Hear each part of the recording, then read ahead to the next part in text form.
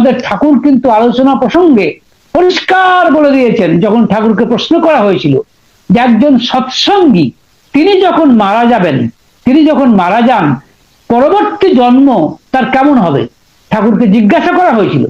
তার উত্তরে ঠাকুর বলেছিলেন পরবর্তী জন্ম ও তার নিঃসন্দেহে ভালো হবে। সুতরাং ঠাকুর আমাদের এই পরম ভরসাটি কিন্তু দিয়েছেন যে পরবর্তী জন্ম আমাদের যারা ঠাকুরের দয়াল ঠাকুরের চরণাশ্রিত হয়েছি তাদের কিন্তু পরবর্তী জন্ম যে আরো তোর ভালো হবে এ বিষয়ে গ্যারেন্টি স্বয়ং দয়াল ঠাকুর দিয়েছেন, আর কেউ নয়। সুতরাং এইটুকু বলতে পারি যে যারা দয়াল ঠাকুরের একবার সৎনাম নিয়েছেন তাদের কিন্তু তারা ভুলে গেলেও, তারা ঠাকুরকে ভুলে গেলেও ঠাকুর কিন্তু আমাদের ছাড়বেন না। কারণ এই প্রসঙ্গে একটা কথা বলি, ঠাকুরকে মানুষ করেছিলেন বাচ্চা অবস্থায় বোসমা বলে একজন মা। তিনি ঠাকুরকে জিজ্ঞাসা করেছিলেন যে ঠাকুর, এই জন্মটা তো তোমাকে নিয়ে খুব আনন্দে কাটালাম, তো এই জন্মের পরজন্মেও তো তোমাকে পেতে চাই, তা সেটা পাবো তো? তখন ঠাকুর বলেছিলেন যে তোকে তোর মৃত্যুর পরে চিনতে পারি তবে তো। তখন বোসমা বলেছিলেন ভারী আশ্চর্য কথা ঠাকুর, তোমাকে আমি জন্মাতে দেখলাম, তোমাকে আমি কোলে পিঠে মানুষ করলাম, আর তুমি বলছো আমাকে তুমি চিনতে পারবে না ঠাকুর? ঠাকুর বললেন খুব করে নাম করতে হয়, ওই নামের চিহ্ন দেখে তোকে চিনব। ভারী আশ্চর্য কথা। দেখুন বোসমা বলা যায় ঠাকুরের পালিতা মা, যেমন ভগবান শ্রীকৃষ্ণের ক্ষেত্রে যশোদা মা, ঠিক অতটা না হলেও বোসমাও কিন্তু ঠাকুরের পালিতা মা। এ প্রসঙ্গে বলেছেন বাঁচা বাড়া, বাঁচা বাড়াটাই হচ্ছে ধর্ম। তো একজন প্রশ্ন করেছিলেন যে শুধু বাঁচাটাই কি লক্ষ্য? ঠাকুর উত্তর দিয়েছিলেন না, শুধু বাঁচাটা লক্ষ্য নয়, বাড়াটাও লক্ষ্য। তখন সেই দাদা প্রশ্ন করেছিলেন বাড়াটা কি? বাঁচাটা না হয় বুঝতে পারলাম যে সত্যিকারের সঠিকভাবে বাঁচা সেটা ধর্ম, ঠিক, কিন্তু বাড়াটা কি? তাতে ঠাকুর উত্তর দিয়েছিলেন যে বাড়া হচ্ছে বিবর্তন। বিবর্তন মানে হচ্ছে, ঠাকুর বলছেন যে ব্রহ্মকে ঠাকুর বলেছেন প্রাইম ফ্যাক্টর, প্রাইম ফ্যাক্টরে উপনীত হওয়া, তাকেই বলে বিবর্তন। তো ঠাকুর বলছেন আমরা সেই দিকে যাচ্ছি। তো ওই দাদা জিজ্ঞাসা করেছিলেন সেটা কি সম্ভব? ঠাকুর বলেছিলেন নিশ্চয়ই সম্ভব, হয়তো ডিসকন্টিনিউটি আছে কিন্তু ক্রমাগতিও আছে। আমরা জন্মান্তরের মাধ্যমে ওই ব্রহ্মেই অর্থাৎ ওই প্রাইম ফ্যাক্টরেই উপনীত হতে যাচ্ছি।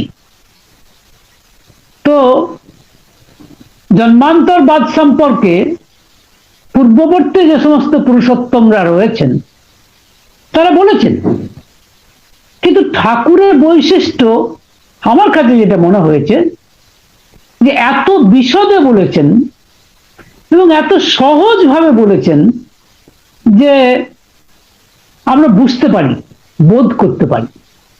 পূর্ববর্তী যে পুরুষোত্তম, ধরুন গীতাতে ভগবান শ্রীকৃষ্ণ বলছেন 4th অধ্যায়ে বলছেন অর্জুনকে যে অব্যয় যোগ আমি প্রথমে বিবস্বানকে শিখিয়েছিলাম, বিবস্বান শিখিয়েছিলেন মনুকে, মনু শিখিয়েছিলেন ইক্ষ্বাকুকে, এইভাবে চলছিল। আস্তে আস্তে সেটা হারিয়ে গেছে, আমি আবার তোমাকে বলছি। তখন অর্জুন জিজ্ঞাসা করলেন এটা কিরকম কথা হলো? আপনি যে বিবস্বানের কথা বলছেন, মনুর কথা বলছেন, ইক্ষ্বাকুর কথা বলছেন, তারা তো কতদিন আগে, কত জন্মের আগেকার কথা, তাদের কথা আপনি কি করে বলছেন? তখন ভগবান শ্রীকৃষ্ণ অর্জুনকে একটি শ্লোক বলেছিলেন গীতাতে। সেটি হচ্ছে এই যে বহুনি মে ব্যতীতানি জন্মানি তবচার্জুন তন্নহং বেদ সর্বাণি নতং বেত্থ পরম তপ। এর বাংলা হচ্ছে এই যে দেখো অর্জুন, তোমার এবং আমার বহু জন্মগত হয়েছে। তোমার সঙ্গে আমার তফাৎ হচ্ছে এই যে তুমি সেই পূর্বজন্মের কথা তোমার স্মরণ নেই, কিন্তু আমার সব স্মরণ আছে। এই হচ্ছে তফাৎ। তো যারা পুরুষোত্তম হন তারা সমস্ত পূর্ববর্তী জন্মের কথা তাদের মনে থাকে। এবার আমি এমন একটা ঘটনা আপনাদের বলবো যে ঘটনা শুনে স্তম্ভিত হয়ে যাবেন। বিশেষ করে যারা বাংলাদেশের লোক বর্তমানে, সেইখানকার একটি ঘটনা আমি বলবো আপনাদের। লুৎফর রহমান বলে একজন মুসলমান ঋত্বিক ছিলেন, ঠাকুর তাকে পাঞ্জাদান করেছিলেন ঋত্বিকের। সেই লুৎফর রহমানের কাহিনী আমি আপনাদের কাছে বলবো। যদিও কাহিনীটি আমি জেনেছি একটি বই থেকে। বইটি লিখেছেন ডাক্তার কুমারেশ বন্দ্যোপাধ্যায়, যিনি ভারতের হিমায়তপুর শাখার যে শাখা সৎসঙ্গ মচলন্দপুর, তার সেক্রেটারি হিসেবে কাজ করছেন। তো সেই অর্থে তার কাছে আমি প্রথমেই কৃতজ্ঞতা জানাই যে তিনি জানিয়েছেন ঘটনা। তা ঘটনা হচ্ছে এই যে লুৎফর রহমান প্রথম থেকেই নাম শুনেই বুঝতে পারছেন যে তিনি মুসলমান, একজন মুসলমান, কিন্তু বাচ্চা অবস্থা থেকেই তিনি ধর্মপ্রাণ ছিলেন। তিনি নিয়মিত নামাজ পড়তেন এবং ধর্মের প্রতি তার অটুট টান ছিল। তো বাবা মা দেখছে যে ছেলের এত বেশি ধর্মের প্রতি টান, এ যেন সংসারী হল না। তাই তাকে সংসারী করার জন্য একটি ভালো কন্যা দেখে বিবাহ দিলেন। ভাবলেন এবার ছেলে সংসারী হয়ে হবে এবং অতটা ধর্মানুরাগী না হয়ে সংসার করবে। কিন্তু তার জীবনটাই হচ্ছে ঈশ্বরের কাছে সমর্পিত, তার তো আর মানে ধর্ম বাদ দেওয়ার উপায় নেই। তো যাই হোক, কিছুদিন পরে তার স্ত্রী বলল যে তুমি এখন কি করবে, কিছু রোজগার পাতি করো। তখন বলছি কি করবো বলো তো। তখন স্ত্রী বলল আমার বাবা কাপড়ের ব্যবসা করে এবং ভালো রোজগার করে, তুমিও কাপড়ের ব্যবসা করো। আর শুনেছি পাবনাতে খুব ভালো শাড়ি পাওয়া যায়, সেই শাড়ি তুমি যদি পাবনা থেকে কিনে আনো তাহলে সেই শাড়ির ভালো দাম পাওয়া যায় এবং লাভও হয়, আর শাড়িগুলো খুব ভালো। তো স্ত্রীর কাছে এই কথা শুনে তিনি স্থির করলেন যে সত্যিই তো সংসারে রয়েছি, রোজগার তো করতেই হবে।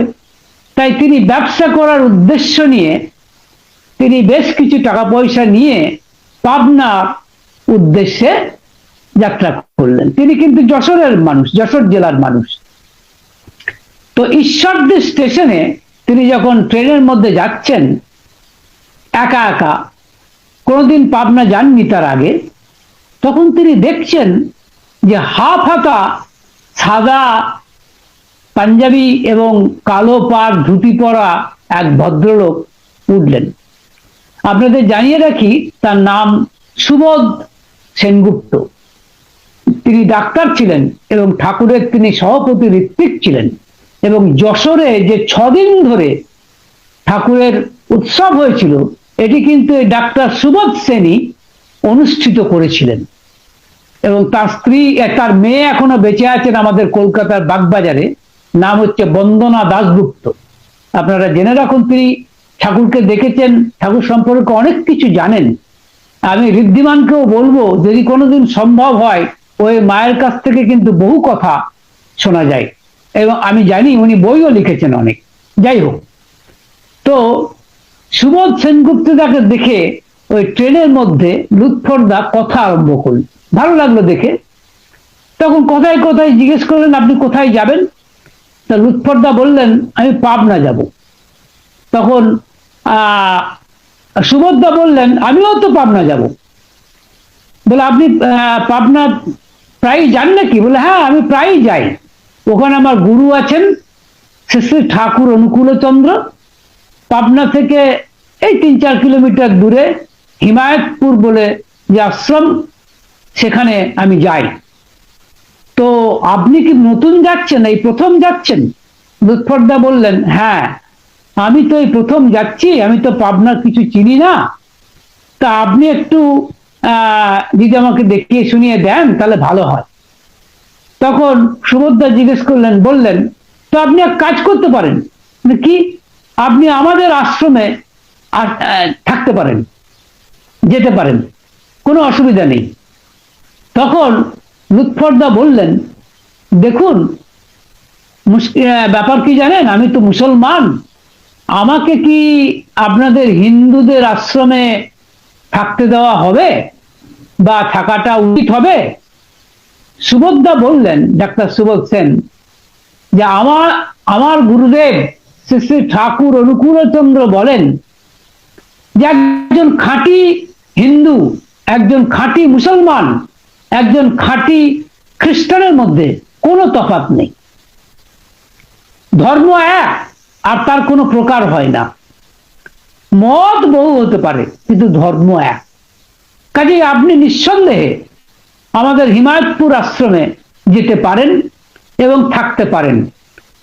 তখন লুৎফরদা বললেন ঠিক আছে, আমি তো খুব খুশি হলাম, আমি এরকম জানতাম না। তো লুৎফরদা গেলেন ওই পাবনাতে এবং ঠাকুরকে দর্শন করে খুব আনন্দিত হলেন। মানে ভাবতেই পারছেন না যে সত্যিই তো এখানে হিন্দু মুসলমান খ্রিস্টান সবাই রয়েছে, সবার সমস্ত মতের মানুষের এটা যেন এক মহা মিলন ক্ষেত্র। খুব ভালো লেগেছিল। তো তিনি ঠাকুরের বেশ কিছু বই টই কিনেছিলেন। তারপরে উনি জিজ্ঞাসা করছিলেন সুভদ্রাকে যে এখানে কি আমি নামাজ পড়তে পারবো? সুভদ্রা বলেন নিশ্চয়ই, 100 বার আপনি তো নামাজ পড়তে পারবেন, কোনো অসুবিধা নেই তো। এবং লুৎফরদা দেখলেন যে সেখানে আরো বেশ কিছু মুসলমান ভক্ত ঠাকুরের রয়েছে, যার মধ্যে খলিলুর রহমান দা একজন। তিনি দেখলেন সত্যিই তো তিনি তো মুসলমানের মতোই ড্রেস মানে সাজসজ্জা পরে রয়েছেন, তাহলে তো অসুবিধার কিছু নেই, তিনিও তো ঠাকুরের ভক্ত, কিন্তু তাকে তো ধর্মান্তরিত হতে হয়নি, তিনি তো মুসলমানই আছেন। এ তো আশ্চর্য জায়গা। ভারী খুশি হয়েছিলেন এই লুৎফরদা। যাই হোক, যাবার সময় ওখান থেকে ফেরার সময় যখন ঠাকুরকে প্রণাম করছেন, অনুমতি নিচ্ছেন যে ঠাকুর তাহলে এবার আসি, ঠাকুর বলেছিলেন আচ্ছা সময় সুযোগ হলে আবার এসো, সময় সুযোগ হলে আবার এসো। তা লুৎফরদা বাড়ি চলে গেলেন, কিন্তু বাড়িতে গিয়ে তিনি দেখছেন তিনি কিন্তু ওই ঠাকুরের কথাই ভাবছেন আর ঠাকুরের বইগুলি গভীর রাত্রে পড়ছেন। তার স্ত্রী অবাক হয়ে দেখছে একই পরিবর্তন স্বামী, যে গভীর রাত্রে সে কি বই পড়ে। তখন তার শ্বশুর মশাইকে তিনি বলেছিলেন যে তিনি কোথায় গিয়েছিলেন, পাবনার কোন এক হিন্দু ধর্মগুরুর কাছে, তারপর থেকে তার এই পরিবর্তন দেখতে পাচ্ছি। তো তখন তার বাবা মা দেখছে, বলছেন তা হোক, কিন্তু আমার ছেলে তো খারাপ কিছু করার লোক নয়। যাই হোক, লুৎফরদা কিন্তু আর বেশি দিন বাড়িতে থাকতে পারলেন না। তিনি কিন্তু আবার সেই ঠাকুরের টানে ওই পাবনা হিমায়তপুর আশ্রমে চলে গেলেন এবং কিছুদিন ওই সেখানে খুব ভালো লাগছে, ঠাকুরের কথা শুনতে, ঠাকুরের সঙ্গ করতে খুব ভালো লাগছে। হঠাৎ একদিন ঠাকুর ওনাকে বললেন যে কিরে তুই বেটা ছিলি বামুনের বেটা, এবার এসেছিস মুসের ঘরে? তা বেশ তো, পরম পিতা কাকে কোথায় পাঠায় কে বলতে পারে। এই কথাটা যখনই তিনি শুনলেন তিনি স্তম্ভিত হয়ে গেলেন। একই কথা, কি বলছেন ঠাকুর? আমি বামুনের ছেলে ছিলাম, আমি এবার মুসলমানের ঘরে জন্ম নিয়েছি, কি বললেন ঠাকুর? অবাক হয়ে গেলেন। যাই হোক, তখন দু চারজন লোক ছিলেন, কাজেই তিনি ঠাকুরকে এ বিষয়ে আর বেশি কিছু বললেন না। কিন্তু মনের মধ্যে তার এইটাই ভাবছেন যে তাহলে এটা কিরকম হলো, ঠাকুরকে জিজ্ঞাসা করতেই হবে। ওনার অবশ্যই মানে কৌতূহল বাড়ছে। তা একবার দেখেন যে ঠাকুর একাকী বসে আছে।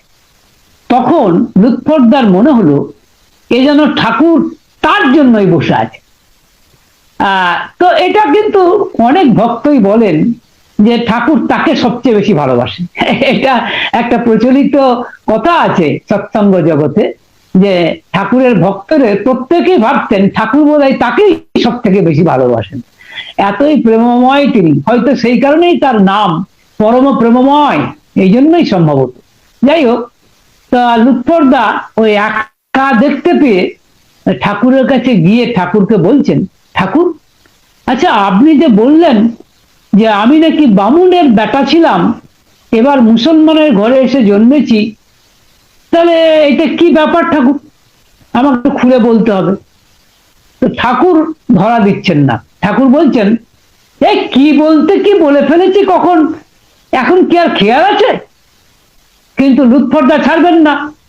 তখন শেষে ঠাকুর বলতে বাধ্য হলেন, বললেন, আসলে তুই আগের জন্মে ব্রাহ্মণ ছিলিস।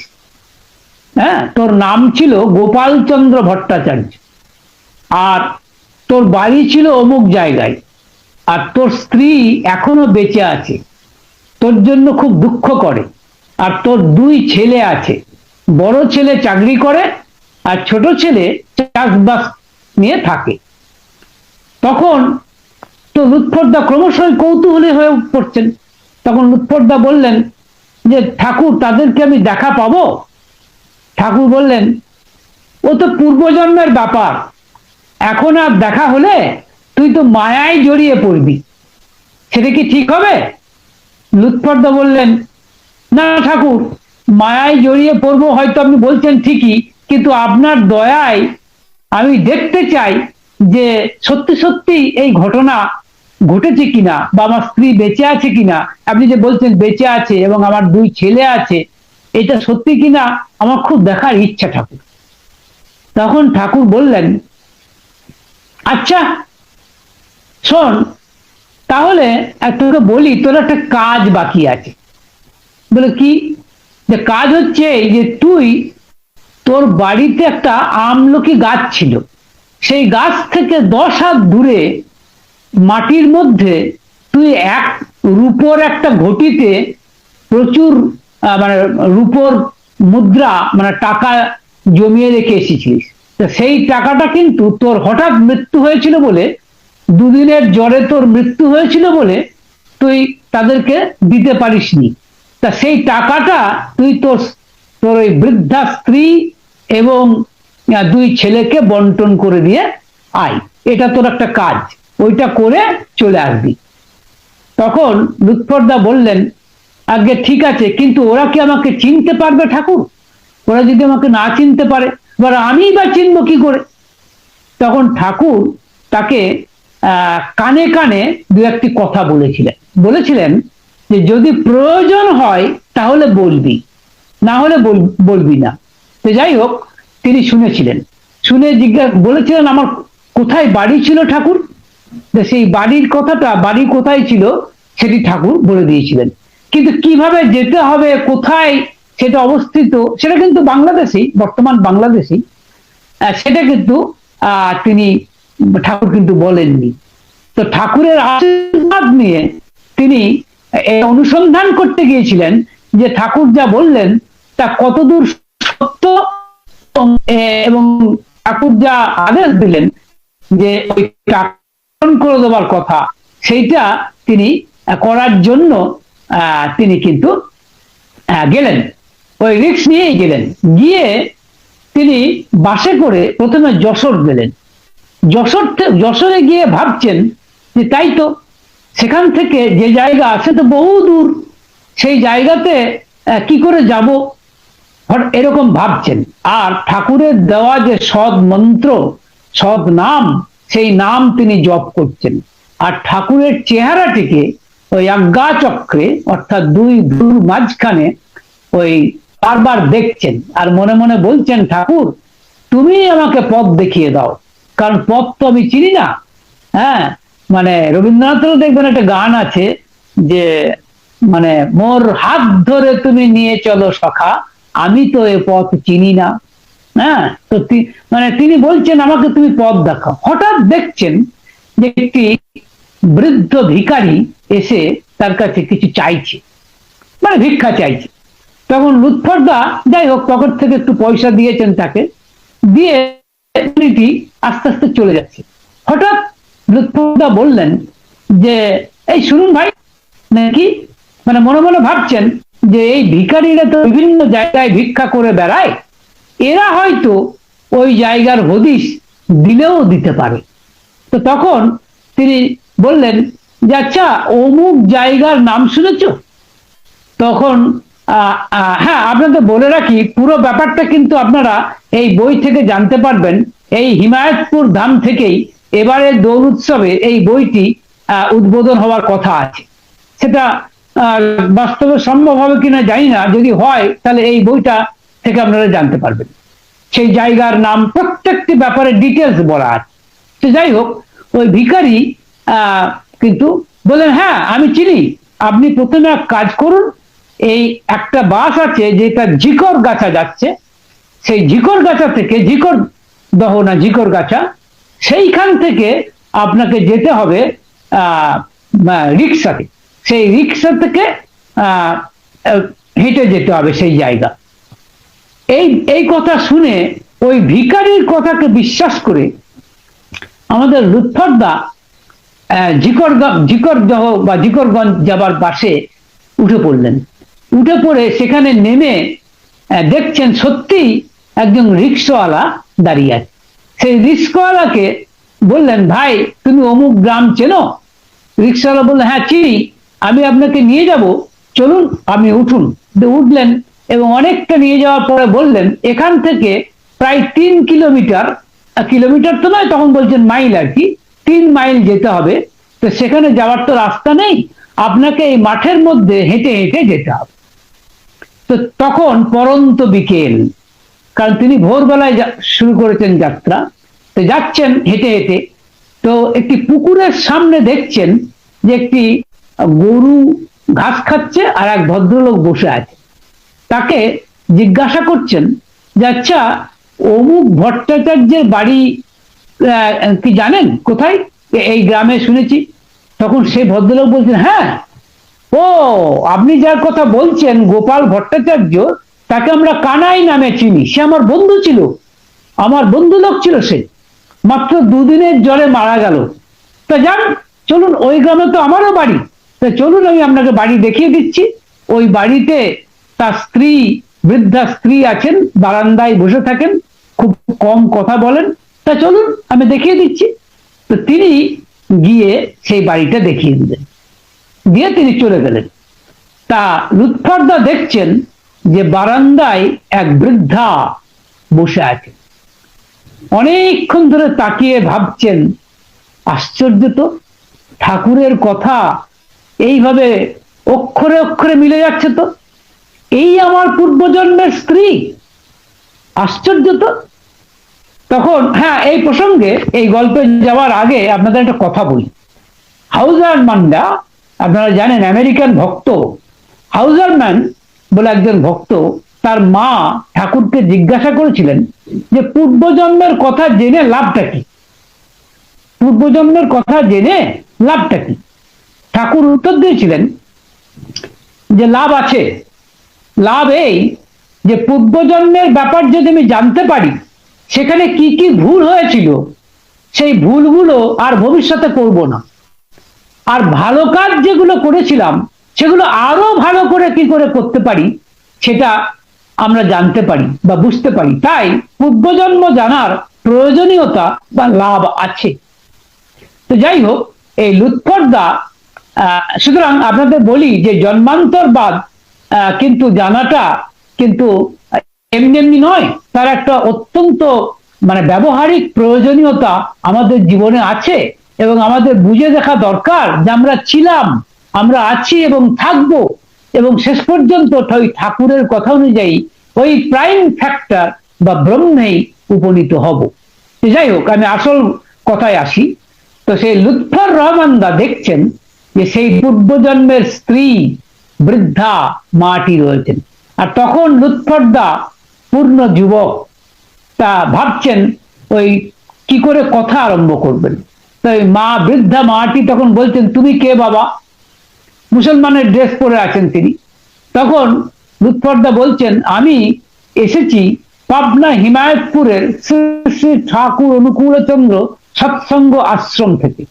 তখন ওই বৃদ্ধা জিজ্ঞাসা করছেন, মানে অবাক হয়ে গেছেন, কারণ বিশেষ করে মুসলমান, তিনি একজন হিন্দু আশ্রম থেকে আসছেন, এটি তিনি যেন বিশ্বাস করতে পারছেন না। যাই হোক, তিনি এসে বলছেন যে তা তোমার কি ব্যাপার বাবা? যে তিনি বসেছেন, লুৎফরদা বসে ভাবছেন, ঠাকুরকে ভাবছেন এবং চিন্তা করছেন যে তুমি আমার মুখে কথা জুগিয়ে দাও, কারণ কি করে আমি কথা শুরু করব আমি সেটাই ভাবছি। যাই হোক, অনেক পরে তিনি জিজ্ঞাসা করলেন যে হঠাৎ তিনি জিজ্ঞাসা করলেন যে আপনার যে হঠাৎ উনি বলেই ফেললেন যে ছোট বাবু এখন কেমন আছে। এই যে ছোট বাবু, এই কথাটা কিন্তু শুনে বৃদ্ধা একদম চমকে উঠলেন। তার কারণ একমাত্র ওর বাবাই ওই ছোট ছেলেকে ছোট বাবু বলে ডাকতেন। তখন বৃদ্ধা বলছেন, তুমি কি করে জানলে বাবা ছোট বাবুর কথা? তখন ওই লুৎফরদা নিজেই অবাক হয়ে যাচ্ছেন, কারণ ঠাকুর বলেছিলেন যে উষা বিষয় মন্ত্র সাধন, চলাফেরাই জপ, যথাসময় ইষ্ট নির্দেশ মূর্ত করাই তপ। এটা করলে কিন্তু আমাদের ব্রেনের সেন্টারে, অর্থাৎ মাথার সেন্টারে কিন্তু উদ্দীপন হয় এবং পূর্বজন্মের কথা পর্যন্ত মনে পড়তে পারে। এটা সম্ভব এই নাম ধ্যান করার মাধ্যমে। তো দেখুন, এই কথাটা কিন্তু ঠাকুর তাকে বলে দেননি। ওই নাম ধ্যানের ফলে হঠাৎ লুৎফরদার মুখে এই কথাটা বেরিয়ে গেল যে ছোটবাবু কেমন আছে। তারপরে তিনি বললেন যে আচ্ছা, বড় খোকার কি এখনো ওই অজ্ঞান হয়ে যাবার রোগটা আছে? এখনো কি সে মাঝে মাঝে অজ্ঞান হয়ে যায়? তখন বৃদ্ধা একেবারেই চমকে উঠেছেন। তো তুমি কে বাবা? তুমি কি করে জানলে এসব ঘটনা? লুৎফরদা সবটা বলেননি। তারপরে বললেন, ওই বৃদ্ধা মা বলছেন, হ্যাঁ, না এখন আর সেটা হয় না। আমার বড় ছেলে চাকরি করে, যশোর কোর্টে চাকরি করে, সে এই ফিরে আসবে এখন। আর আমার ছোট ছেলে গেছে শ্বশুর বাড়ি, আমার বৌমার বাচ্চা হবে, তাই গেছে, সেও চলে আসবে। তা কিন্তু তারপরে তারা এলো, দুই ছেলে এলো। তারপরে তাদের মা বলছে যে ইনি নানান রকম কথা বলছেন, আশ্চর্য আশ্চর্য কথা। তা তখন ওই ছেলে দুটি জিজ্ঞাসা করছেন যে আপনি কি জন্য এসেছেন? তখন লুৎফরদা বললেন যে আমার গুরুর একটা নির্দেশ আছে। নির্দেশ হচ্ছে এই যে তোমাদের এখানে কিছু গুপ্তধন আছে, টাকা, সেটিকে তোমাদের মধ্যে বন্টন করে দেওয়াই আমার কাজ। সেইটা করার জন্য আমি এসেছি। তখন বলছেন, কিন্তু আপনি কে? বললেন, আমি কে সেটা খুব বড় কথা নয়, আমি ঠাকুরের নির্দেশ পালন করতে এসেছি। তখন ওই বৃদ্ধা কিন্তু ক্রমশই আস্তে আস্তে অবাক হয়ে যাচ্ছেন। হঠাৎ লুৎফরদা বললেন, আচ্ছা, এখানে একটা আমলকি গাছ ছিল না? তখন বৃদ্ধা চমকে গেছেন এবং ওই দুই ছেলেও অবাক হয়ে গেছে। বিশেষ করে বড় ছেলে বলছে, হ্যাঁ, এখানে তো একটা আমলকি গাছ ছিল, আমি তো মায়ের কাছে শুনেছি। মাও বললেন, হ্যাঁ ছিল, কিন্তু একটা ঝড়ে সেটা ভেঙে পড়ে যায়। তখন বলছে, কোথায় ছিল দেখাতে পারো? বলে, হ্যাঁ, এই দেখুন, চলুন। এবং সেখানে গেল। যে তারপর তিনি ফিরে এলেন। ফিরে আসার পরে তিনি বললেন যে এইখান থেকে 10 হাত দূরে মাটির মধ্যে একটা রূপোর ঘটি পোতা আছে, তো সেটাকে তোমরা খুঁড়ে বার করো। তো ছোট ছেলে দেখা গেল যে সে বেশি ইন্টারেস্টেড এবং সে কোদাল নিয়ে ওই মাটি কুপিয়ে ওই কাটছে, কিন্তু খুঁজে পাচ্ছে না। কিন্তু ভাবছেন যে অনেক দিন আগেকার কথা, তো তাই বলছেন আরেকটু খোঁড়ো, নিশ্চয়ই পাওয়া যাবে। এবং পাওয়া গেল একটা রূপোর ঘটি। এবং সেই রূপোর ঘটিটা দেখে ওই বৃদ্ধা মা অবাক হয়ে গেল। তিনি বলছেন, হ্যাঁ আমি তো দেখেছি এই ঘটিটা, এই বিয়ের সময়তে আমার শাশুড়ি মা এই ঘটিটা আমাকে দেখিয়েছিলেন, তো তারপর থেকে তো এই ঘটিটার অস্তিত্ব আমি তো জানতাম না। এবং দেখা গেল ওই ঘটিটা খুলে অনেক রূপোর টাকা পাওয়া গেল। তো সেই রূপোর টাকা পাওয়া যাওয়ার পরে ওদের ওই বড় ছেলে বলছে যে আচ্ছা এটা তো আপনার জন্যই পাওয়া গেল, তা আপনি কিছু নিন এই টাকা, এই এই এই টাকা তো আপনারই, আপনি যখন ব্যবস্থা করে দিলেন আমাদের, তা আপনি কিছু নিন। তখন লুৎফরদা বললেন একটা আশ্চর্য কথা, বললেন, বাবা এই ধনে আমার কোনো প্রয়োজন নেই, কারণ আমি যে ধন পেয়েছি তার তুলনায় এ ধন একান্তই অকিঞ্চিতকর, এটা আমার কাছে কিছুই নয়। আমি শ্রী শ্রী ঠাকুর অনুকূল চন্দ্ররূপ ধনকে পেয়েছি, আর তারই নির্দেশে আমি এই ধন তোমাদেরকে এবং তোমার মাকে এই ধন বন্টন করে দেওয়ার জন্য এসেছি। এই কাজ আমার আপাতত শেষ হলো। তখন ওই বৃদ্ধা ওই ছেলে দুটিকে বলছেন, তোরা একটু যা তো, সরে যা তো, আমার কিছু কথা আছে। তখন হঠাৎ ওরা সরে গেল। তো এই মাটি বলছেন তাকে, আচ্ছা বলো তো বাবা আমার নাম কি? তখন আশ্চর্য, আপনাদের বোধহয় বলেছিলাম, আপনাদের মনে আছে ঠাকুর কানে কানে দু একটি কথা বলেছিলেন। তখন হঠাৎ মনে পড়ে গেল লুৎফরদার, ইস ভাগ্যে ঠাকুর কানে কানে আমাকে বলেছিলেন, তা নাহলে তো ফেল করে যেতাম, পরীক্ষায় একেবারে ফেল করে যেতাম। তখন তিনি বললেন, তোমার নাম সরমা। বৃদ্ধা অবাক হয়ে তারপরে বললেন, তা একটা কথা বলতে পারো বাবা? বলে কি? আচ্ছা আমার স্বামী আমাকে কিভাবে ডাক?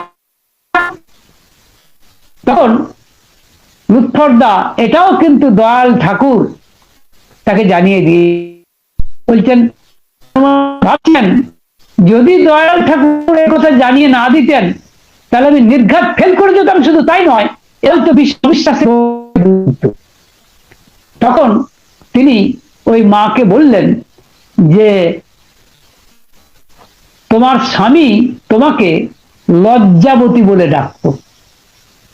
আমি আপনাদের বলে রাখি, সরমা কথাটা ওই সরম থেকে এসেছে।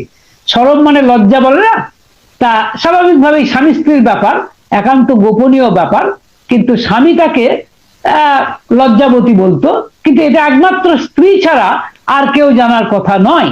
তখন কিন্তু বৃদ্ধা গলায় আঁচল দিয়ে লুৎফরদাকে একেবারে প্রণাম করলেন। প্রণাম করে বললেন, দুই ছেলেকে চিৎকার করে ডেকে বললেন, এই দেখ তোদের বাবা এসেছে। আমি আশ্চর্য হয়ে গেছি, আমি প্রতিদিন ভগবানের কাছে প্রার্থনা করতাম যে এত কম বয়সে আমার স্বামীর অকাল মৃত্যু হলো, মৃত্যুর পরে যেন তুমি তার সাথে আমার মিলন ঘটিয়ে দিও। তো দয়াল ঠাকুর আমাদের এতই দয়াল যে মৃত্যুর পরেও যেতে হলো না, এই জন্মেই আমার সাথে আমার স্বামীর মিলন ঘটিয়ে দিলেন বলে বৃদ্ধা মা কান্নাকাটি করতে শুরু করলেন। তো যাই হোক, সেই রাত্রিতে তিনি ওই বারান্দাতেই থাকলেন। তারপরে ভোর রাত্রি মানে কি, তখন প্রায় মানে মানে তখন জাস্ট লাল হয়েছে আকাশ। হঠাৎ লুৎফরদা শুনছেন, এই লুৎফর এবার উঠে পড়, না হলে মায়ায় জড়িয়ে পড়বি। এবং সত্যি সত্যি লুৎফরদা সঙ্গে সঙ্গে উঠে পড়লেন। উঠে পড়ে দেখলেন যে সবাই ঘুমে অচেতন। তা ওই যে বৃদ্ধা, যে নাকি তার পূর্বজন্মের স্ত্রী ছিল, তিনিও ঘুমে অচেতন। এবং তাকে অনেকক্ষণ ধরে তিনি দেখলেন, দেখে ভাবলেন এই তো আমার স্ত্রী, পূর্বজন্মের স্ত্রী ছিল, কিন্তু আমি যদি বেশিক্ষণ থাকি তাহলে সত্যি সত্যি ওই ঠাকুরের কথা অনুযায়ী আমি কিন্তু মায়ায় জড়িয়ে পড়ব। সুতরাং আর ঠাকুর আমাকে সাবধান করে দিয়েছেন যে মায়ায় জড়িয়ে পড়িস না। তোর সত্যি সত্যি আমাদের জীবনই হচ্ছে ভগবান লাভ, আর আমরা জন্ম জন্মান্তরের মাধ্যমে আস্তে আস্তে ভগবান লাভ করবই, কেউ আগে কেউ পরে, কিন্তু সবাই করবে। ঠাকুর তো বলছেন যে প্রাইম ফ্যাক্টর অর্থাৎ ব্রহ্মে উপনীত হওয়াটাই তো আমাদের উদ্দেশ্য, যেটাকে বাঁচা এবং বাড়া। আমি আপনাদের আবার বলছি যে ঠাকুর ধর্মের যে সংজ্ঞা দিয়েছেন, একটু আগে আমাদের শ্রদ্ধেয় সভাপতি দাদা যেটি বলছিলেন যে বাঁচা বাড়া, এই বাঁচা বাড়ার কথাটা মানেটা ভালো বুঝতে হবে। কিন্তু বাঁচা মানে সত্যিকারের বাঁচা, সত্যিকারের বাঁচা মানে ইষ্ট হয়ে বাঁচা, অর্থাৎ সদ্গুরুকে জীবনের একমাত্র সম্বল করে এবং জীবনের একমাত্র তাকেই কাণ্ডারি করে বেঁচে থাকার নামই হচ্ছে সত্যিকারের বেঁচে থাকা, আর সে তাকেই বলে ধর্ম। কিন্তু শুধু বেঁচে থাকাটাই ধর্ম নয়, বেড়ে ওঠাটাও ধর্ম।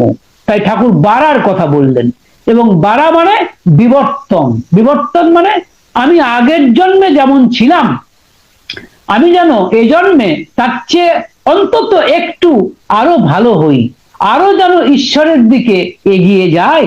আর পুরুষোত্তম যিনি, তিনি তো ভগবানের একেবারে নরনারায়ণ বিগ্রহ। সুতরাং তার প্রতি যদি আমি আসক্ত হতে পারি, তাহলে আমার সম্বেগকে, আমার মানে যেটাকে বলে ধারণ পালনী যে সম্বেগ, সেটা যদি অন্য প্রবৃত্তিগুলির থেকে সরিয়ে নিয়ে আমি যদি আমার ঠাকুর অনুকূলচন্দ্রের উপর ফেলতে পারি, তাহলেই কেল্লা ফতে, আর কিচ্ছু লাগবে না, এতেই আমার সব হয়ে যাবে। কিন্তু মুশকিল হচ্ছে আমি পারছি না, আমার চেষ্টা করছি, আমিও পারছি না, অনেকেই আমার মতো পারছেন না। কিন্তু ভয় পাওয়ার কিছু নেই হয়তো, এবং কারণ কি বললেন ঠাকুর, কি বললেন, ডিসকন্টিনিউটি আছে কিন্তু ক্রমাগতিও আছে। হয়তো মাঝে মাঝে আমরা হয়তো মুখ থুবড়ে পড়ে যাচ্ছি, চলতে চলতে মুখ থুবড়ে পড়ে যাচ্ছি, কিন্তু পড়ে গেলেও আবার ওঠার রাস্তা আছে। তাই ঠাকুর সত্যানুসরণে বলেছেন যে এগিয়ে চলো, চলো এগিয়ে চলো, পিছন ফিরে তাকিও না যে কত দূর এগিয়েছো, তাহলে আবার পিছিয়ে পড়বে। আর রাস্তা ভেবেই ক্লান্ত হয়ে পড়ো না, কারণ এই রাস্তায় যেতে হবে, এই জন্ম জন্মান্তরের রাস্তা দিয়েই কিন্তু আমাদের যেতে হবে। এই লুৎফরদা, যিনি একসময় ব্রাহ্মণ সন্তান ছিলেন, তিনি কিন্তু পরবর্তী ক্ষেত্রে দেখছি আমরা মুসলমানের ঘরে জন্ম লাভ করেছেন। কিন্তু তাতে কি হয়েছে? তাতে তো কোনো ক্ষতি হয়নি। শ্রী ঠাকুর অনুকূলচন্দ্রের পাঞ্জা তিনি পেয়েছেন, তিনি সভাপতি ঋত্বিক হয়েছেন, হ্যাঁ, এবং এই জন্মে তিনি আরো তর হতে পেরেছেন। এবং আমার দৃঢ় ধারণা যে লুৎফরদা কিন্তু পরবর্তী ক্ষেত্রে হয়তো আর জন্ম নেওয়ার প্রয়োজনই হয়নি, হয়তো তিনি সরাসরি ওই শ্রী শ্রী ঠাকুরের রাতুল চরণেই হয়তো মানে তার স্থিতি লাভ করেছেন। আর এটাই তো আমাদের কাম্য। আমরা তো মোক্ষ চাই, মোক্ষ মানে মুক্তি চাই। মুক্তিটা কিসের মুক্তি? এই যে জন্ম মৃত্যুর চক্র, অর্থাৎ জন্মাচ্ছি, বড় হচ্ছি, আর বুড়ো হচ্ছি, আবার মারা যাচ্ছি, আবার জন্ম নিচ্ছি, উপায় নেই, এর হাত থেকে কিন্তু উপায় নেই। এবং ঠাকুরের বাণীও আছে, এবং আমরা জানি যে মৃত্যুর সময় যে ভাব ধরে আমরা জীবন এই দেহটাকে ত্যাগ করি, সেই ভাবেরই অনুসরণে সেরকম বাবা মা পেলে আমরা সেখানে গিয়ে আবার দেহ ধারণ করি। এবং ঠাকুর আমাদের জাতিস্বর সম্পর্কে গবেষণা করার জন্য শ্রদ্ধেয় সুশীল চন্দ্র বসুকে ভাগ দিয়েছেন, এবং শ্রদ্ধেয় সুশীল চন্দ্র বসুদা ওই শান্তিনী নামে একজন জাতিস্বরকে খুঁজেও পেয়েছিলেন। তিনি কিন্তু এ জন্মে কায়স্থ হয়ে জন্মেছিলেন, পূর্বজন্মে ব্রাহ্মণ ছিলেন। তিনি কিন্তু তার স্বামীর স্মৃতি তার পুরোপুরি জলজলে ছিল, যে কারণে তিনি এ জন্মে বিবাহ করেননি। কিন্তু আশ্চর্য কথা বলেছিলেন, এটা আপনাদের জানানোর জন্য জানাই, তিনি মৃত্যুর পরের ঘটনা সব তার মনে আছে। মৃত্যুর পরে কি হয় ঠাকুর আমাদের বলে দিয়েছে। আমরা কিন্তু মৃত্যুর আগেই তার সেই ঘটনা জানতে পেরেছি দয়াল ঠাকুরের কৃপায়। সেই ঘটনা হচ্ছে এই যে মৃত্যুর সময় অন্ধকার নেমে আসে, আর তারপরেই আসে একটা ড্যাজলিং লাইট। আমি ঠাকুরের কথাতেই বলছি, ড্যাজলিং লাইট মানে সাংঘাতিক চমকে দেওয়ার মতো একটা আলো, এবং ঢং ঢং করে ঘন্টার ধ্বনি হয়। আর তখনই আমাদের এই যে স্মৃতিবাহী চেতনা, সেটা মানে নষ্ট হয়ে যায়। তখন আমার আর পূর্বজন্মের কথা মনে থাকে না। তাই এই যে আমি এই জন্মে এই কথাগুলো বলছি, পূর্বজন্মে আমি কি ছিলাম আমি তো জানি না, কারণ ওই মৃত্যুর সময়তে ওই ড্যাজলিং লাইট এবং ওই ঢং ঢং ঘণ্টার ধ্বনি আমার সমস্ত স্মৃতিবাহী চেতনাকে একেবারে মানে ভুলিয়ে দিয়েছে। তবে এটুকু বুঝতে পারি যে পূর্বজন্মে কিছু সুকৃতি, কিছু ভালো কাজ অবশ্যই করেছিলাম। যদি না করতাম তবে দয়াল ঠাকুরের চরণে আশ্রয় পেতাম না, এটা আমার দৃঢ় বিশ্বাস। এবার কথা হচ্ছে যে আপনারা যারা একটু আগে আমাদের দাদা বলছিলেন যে সদ্দীক্ষা তুই এক্ষুনি নে, ইষ্টেতে রাখ সম্প্রীতি, মরণ তারণ এনাম জপে কাটেই অকাল জম্বিতি। সত্যি সত্যি এই যে আমাদের শান্তিদি, তার কিন্তু মৃত্যু ভয় ছিল না তেমন। মনে রাখবেন, সব থেকে বড় ভয় কিন্তু মৃত্যু ভয়, এ বিষয়ে কোনো সন্দেহ নেই। কিন্তু তার কারণ ঠাকুরও আমাদের বলেছেন যে জপ তপ যতই করো মরণে হুঁশিয়ার, এই কথাটা কিন্তু ঠাকুর বারবার বলছেন। অর্থাৎ মৃত্যুর সময় যেন আমি দয়াল ঠাকুরকে স্মরণ করতে পারি। আমাদের শাস্ত্র যে উপনিষদ, সেও বলছে কৃতস্বরের কথা। কৃতস্বর মানে মৃত্যুর সময় তুমি জীবনে যা ভালো কাজ করেছো সেগুলো স্মরণ করতে হয়। এবং আমাদের হিন্দু ধর্মে দেখবেন, লোকে যখন মারা যাচ্ছে তখন নাম নাম সংকীর্তন শোনানো হয়, মানে মৃত্যুর পূর্বে। এবং মৃত্যুর পরেও যখন শবদেহ নিয়ে যাওয়া হয় তখন নাম সংকীর্তন করা হয়। কারণটা কি? কারণ এই যে এই নাম সংকীর্তন করলে এই নামের স্পন্দন, এই শব্দের স্পন্দন যেন তার আত্মা গ্রহণ করতে পারে এবং তার যেন ঊর্ধ্ব গতি হয়, অর্থাৎ তার যেন ভালো বিবর্তন হয়, সে যেন ঈশ্বরকে স্মরণ করতে পারে। আর ঈশ্বরকে স্মরণ মনন করতে করতে যদি দেহ ছাড়ে, তবে তার মানে আরো ভালো জন্ম লাভ যে নিঃসন্দেহে সম্ভব, এ বিষয়ে কোনো সন্দেহ নেই, আমাদের শাস্ত্র বলে। কিন্তু মনে রাখবেন, মরণকালে হরিনাম করলে বিশেষ খুব একটা লাভ হয় না। একেবারে মন্দের মানে একেবারেই খারাপটা বলছি না, কিন্তু এমনকি বৃদ্ধ অবস্থাতেও যদি কেউ ঠাকুরের দীক্ষা নেন, তার সেটাও ভালো, সেটাও খারাপ নয়। প্রত্যেকের গুণ এবং কর্ম আলাদা। এবং ঠাকুর একটা বাণীতে বলেওছেন, যে কাজ তোর ভালো লাগে, যেদিকে তোর নেশা, ঘুরে ফিরে সেই দিকে চল, ওইটি তোর পেশা। বা এই কারণে তিনি অমর থাকবেন শিক্ষা জগতে। শেষে ঠাকুর অনুকূলচন্দ্র প্রবর্তিত যে শিক্ষা পদ্ধতি, সেই শিক্ষা পদ্ধতি তার তার যে বাস্তব রূপ প্রণয়নে যিনি প্রথম এগিয়ে এসেছিলেন এবং যিনি প্রধান পুরোধা হিসেবে বিবেচিত হন ঠাকুর অনুকূলচন্দ্রের ক্ষেত্রে, তিনি হচ্ছেন এই অধ্যাপক পঞ্চানন সরকার মহাশয়। ঠাকুর ইচ্ছা ছিল তার যে 10 বছরের ম্যাট্রিকুলেশন পাস, এই যে সিলেবাস, এটাকে তিনি 3 বছরের মধ্যে সন্নিবেশিত করতে বলেছিলেন। এবং পঞ্চানন্দাকে বলেছিলেন, পঞ্চানন্দা আমার না, আমি তো মূর্খ মানুষ, আমার দীর্ঘদিনের ইচ্ছা যে এই 10 বছরের কোর্স থেকে 3 বছরে করা যায় না। তখন পঞ্চানন্দ অবাক হয়ে বলছেন, 3 বছরে? হ্যাঁ, করা যায় না, দেখুন না এই মূর্খের কথাটা একটু ভেবে। আচ্ছা, ভেবে দেখবো। কিন্তু ঠিক 1 ঘন্টার মধ্যে আবার ডেকে পাঠালেন, ডেকে বললেন যে ভেবেছেন পঞ্চানন্দা? অত্যন্ত আবেগের সঙ্গে বললেন। হ্যাঁ, পঞ্চানন্দা ভাবছেন মানে হিয়ার অ্যান্ড নাও, এই মাত্র কি ভাববো মনে মনে ভাবছেন, কিন্তু তা সত্ত্বেও ঠাকুরকে না বলতে পারলেন না। তিনি বললেন, হ্যাঁ ভেবে দেখেছি, যদি মেরিটোরিয়াস ছাত্রছাত্রী হয় তাহলে হয়। ঠাকুর বলছেন, ওসব মেরিট ফেরিটের কথা বাদ দিন, গড়পড়টা মানুষের হয় কিনা দেখেন, গড়পড়টা ছাত্রছাত্রীদের হয় কিনা দেখেন। আর আমার মনে হয় যে শিক্ষকের আদর্শের প্রতি শ্রদ্ধা থাকে, তাকে তিনি শিক্ষা দিলে এ সম্ভব। এবং পঞ্চানন্দা বললেন, আচ্ছা চেষ্টা করে দেখলে হয়, চেষ্টা করে দেখবেন বলে সেই দিনেই ঠাকুর কবিরাজ বাড়ির দরজায় গাছতলায় স্কুল খুলে দিলেন। এবং ছাত্রী হলো কারা না, মায়েরা সব ছাত্রী। পড়াচ্ছেন কে? অধ্যাপক পঞ্চানন সরকার মহাশয়। এবং গাছের মধ্যে একটা ব্ল্যাকবোর্ড টানিয়ে দেওয়া হলো এবং তিনি পড়াচ্ছেন। পড়ানোর পরে বেশ কিছুদিন পরে তিনি বুঝতে পারছেন ছাত্রীরা কিছুই বুঝছে না, কারণ বেশিরভাগ বয়স্কা নারীরাও তার মধ্যে রয়েছেন। ঠাকুরের কথাই তারা পড়াশোনা শিক্ষা লাভ করেছিলেন। আপনারা এটাও জানেন যে যাই হোক, পরবর্তী ক্ষেত্রে ঠাকুর একদিন ডেকে জিজ্ঞাসা করছেন যে পঞ্চানন্দা, আপনার ছাত্রীদের কেমন বুঝছেন? তখন পঞ্চানন্দ বলছেন, অনেক তো চেষ্টা করছি, কিন্তু যা দেখছি যে কিছুই তো মনে হচ্ছে আমি বোঝাতে পারছি না। ঠাকুর বললেন, আপনি যাদেরকে পড়াচ্ছেন তাদের জায়গায় এসে দেখেছেন তো? দেখুন, এক ঢালা পড়াশোনা করে দিলে মানে শিক্ষা দিলে হবে না। যে যে কাজ করে তার ফিল্ড অফ এক্সপিরিয়েন্স থেকে এক্সাম্পল নিয়ে তাকে শিক্ষা দিতে হবে। যেমন ধরুন, জেলের ছেলেকে যদি আপনি শিক্ষা দিতে যান, তাহলে জাল, মাছ ইত্যাদি থেকে তাকে জ্যামিতি শেখাতে হবে।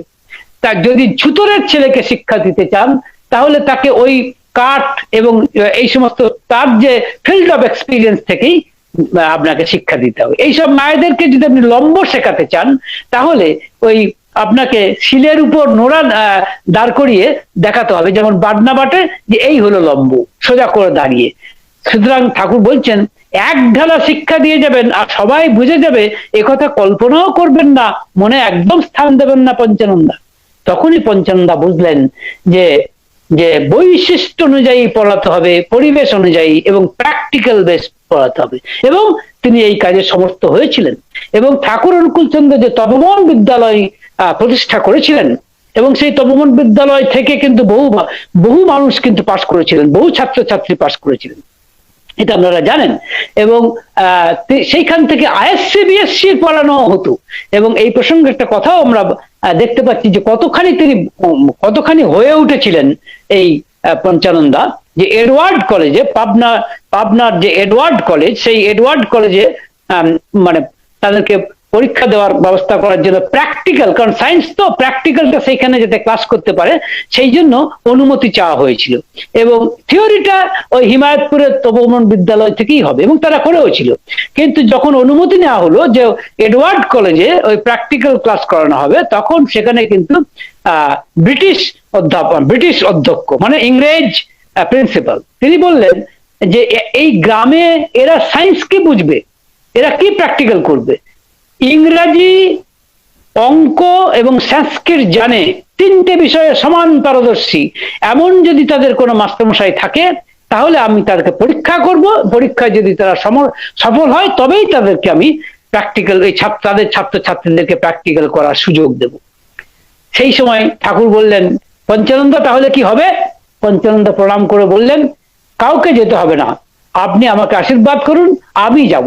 এবং ঠাকুর বললেন আচ্ছা, অনুমতি দিলেন, তিনি গেলেন এবং এডওয়ার্ড কলেজের ইংরেজ প্রিন্সিপাল তাকে পরীক্ষা করলেন। পরীক্ষা করে বুঝলেন যে কত উঁচু মাপের এই মানুষ, যার ইংরেজি, অঙ্ক, দর্শন তিন বিভাগেই যিনি সমান পারদর্শী, এবং মানে অদ্ভুত উচ্চতায় যার স্থান রয়েছে শিক্ষায়। তখন কিন্তু ইংরেজ এই প্রিন্সিপাল দুটি হাত ধরে জোরাত করে বলেছিলেন, আমি ভুল করে ফেলেছি আপনাকে পরীক্ষা করে। এবং সঙ্গে সঙ্গে বলেছিলেন যে আমি আপনাদের ওই হিমায়তপুরের তপবন বিদ্যালয় থেকে পাশ করা বা ওই ইনস্টিটিউট থেকে আইএসসি এবং বিএসসি পড়ার জন্য আমার কলেজে যারা প্র্যাকটিক্যাল পরীক্ষা দিতে আসছেন, তাদেরকে সুযোগ তো দেবই, তার সঙ্গে সঙ্গে প্রত্যেকবারই ওইখানকার ছাত্রছাত্রীরা এখানে আমার এই কলেজে এসে প্র্যাকটিক্যাল পরীক্ষা দেবে, আর কোনো অনুমতি লাগবে না। সুতরাং এই যে শিক্ষা ব্যবস্থা, এটা কিন্তু তিনি করে গিয়েছিলেন। এবং 10 বছরের ম্যাট্রিকুলেশন কোর্সকে 3 বছরে কনডেন্স করে এই শিক্ষা ব্যবস্থা তিনি প্রচলন করেছিলেন, এবং সেখান থেকে পাশ করেছিলেন যারা, তারা কোনো অংশে কম ছিলেন না। যেমন পঞ্চানন্দার নিজের স্ত্রী ভবিমা, তিনি যখন এই আশ্রম থেকেই, তপবন থেকেই যখন পরীক্ষা দিয়েছিলেন, তখন রাজশাহী ডিভিশনে তিনি কিন্তু সেই রাজশাহী জেলা থেকে প্রথম স্থান অধিকার করেছিলেন, প্রথম বিভাগে প্রথম স্থান অধিকার করেছিলেন। সুতরাং এই যে ঠাকুরের যে শিক্ষা পদ্ধতি, প্র্যাকটিক্যাল শিক্ষা, মানে থিওরিটিক্যাল নয়, অর্থাৎ সোজা কথাই যা মানে জীবনমুখী শিক্ষা, কর্মমুখী শিক্ষা, সেই কর্মমুখী শিক্ষার যে আদর্শ, তা কিন্তু তিনি তার বাস্তব রূপ দিয়েছিলেন। এই প্রসঙ্গে আমার মনে পড়ে যায় ঠাকুর অনুকূলচন্দ্র যে শাণ্ডিল্য বিশ্ববিদ্যালয় করার কথা বলেছিলেন, সেখানেও কিন্তু ওই তপবন বিদ্যালয়ে যে ফ্রেম আপটা করে দেওয়া হয়েছিল, যে ভিত্তিপ্রস্তর স্থাপন করা হয়েছিল, সেটি কিন্তু অত্যন্ত কাজে লাগবে। এবং এই কথাগুলো আমি শুধুমাত্র শ্রী ঠাকুর অনুকূলচন্দ্র এবং পঞ্চানন্দাকে নিয়ে বলছি তা নয়, বিশ্বের দ্বারে, সারা বিশ্বের দ্বারে এই শিক্ষা পদ্ধতির কোনো বিকল্প শিক্ষা পদ্ধতি আছে বলে আমি ব্যক্তিগতভাবে মনে করি না। আজ শিক্ষা পদ্ধতি নিয়ে কত রকম আলোচনা হচ্ছে, কত রকম চিন্তা ভাবনা হচ্ছে, কিন্তু এই অদ্ভুত শিক্ষা পদ্ধতি যা নাকি মানুষকে দাঁড় করিয়ে দেবে, জীবিকা গ্রহণ করতে, বেকার থাকবে না। কারণ ঠাকুর বলছেন প্রত্যেকটি মানুষেরই একটা জেনেটিক মেকআপ আছে, এবং জেনেটিক মেকআপ অনুযায়ী তার পেশাও আছে আলাদা। কারণ এটা ভগবান শ্রীকৃষ্ণ বলেছেন, চাতুর্বর্ণং মায়া সিস্টেম গুণকর্ম বিভাগ সহ, অর্থাৎ গুণ এবং কর্ম অনুযায়ী আমি 4টে বর্ণ সৃষ্টি করেছি। সুতরাং চমৎকার কথা, মানে যে বলছেন যে কাজ তোর ভালো লাগে, যেদিকে তোর নেশা, ঘুরে ফিরে সেই দিকে চল, ওইটি তোর পেশা। সুতরাং আমরা লক্ষ্য করে দেখছি যে পেশা অনুযায়ী বৈশিষ্ট্য, এবং ঠাকুর বলেছিলেন পঞ্চানন্দাকে যে আপনারা কখনো ছাত্রদেরকে পড়াবেন না, ছাত্রছাত্রীদেরকে পড়াবেন না, শুধু দেখবেন ছাত্রছাত্রীদের ন্যাক কোন দিকে, আর সেই দিকে তাকে উৎসাহিত করবেন, সেই দিকে এগিয়ে যেতে বলবেন। এই শিক্ষায় শিক্ষিত করেছিলেন ছাত্রছাত্রীদের এই সদ্য পঞ্চানন সরকার। সুতরাং একদিন ঠাকুরকে জিজ্ঞাসা করছিলেন, আচ্ছা ঠাকুর, আমরা যে এই ভগবানের সাধনা করছি, আমি যে ভগবানের সাধনা করছি, সাধনার শেষে যখন ভগবানকে দেখতে পাবো তখন কি রূপে দেখবো ঠাকুর? তখন সে ঠাকুর এক অদ্ভুত মানে অদ্ভুত রহস্যময় হেসে বললেন, এই এখানে যে রূপ দেখে যাচ্ছেন সেখানেও সেই রূপই দেখবেন। অদ্ভুত উত্তর। এবং তখন পঞ্চানন্দা এর অর্থটা বুঝতে পারেননি। অর্থাৎ ঠাকুরই যে বলতে চাইছেন যে এই যে আমাকে দেখছেন, এই যে রূপ, সাধনার শেষে যখন ভগবানকে দেখবেন তখন সেই আমাকেই দেখবেন। অর্থাৎ আমি পথ, আমি গন্তব্য, মানে আমি পথ, আমি গন্তব্য। কিন্তু সেটা আমরা বুঝতে পারি না, ধারণা করতে পারি না। অর্জুনও পারেননি ভগবান শ্রীকৃষ্ণকে যে তিনিই হচ্ছেন ঈশ্বর, ধারণা বিশ্বরূপ না দেখানো পর্যন্ত সেটা তিনি বুঝতে পারেননি। এই ভুল সবারই হয়। যাই হোক, পঞ্চানন্দাও বুঝতে পারেননি এই প্রশ্নের উত্তর, তাই তিনি আবার প্রশ্ন করছেন, না ধরুন ঠাকুর, আমরা যেমন ধরুন কেউ কালীকে ভগবান রূপে কল্পনা করে বা ভগবান রূপে তার রূপ হিসেবে দেখে যদি সাধনা করে, তো সাধনার শেষে কি তখন কালী রূপেই ভগবান দেখা দেবেন? এরকমটা জিজ্ঞাসা করছেন অধ্যাপক পঞ্চানন সরকার মশাই।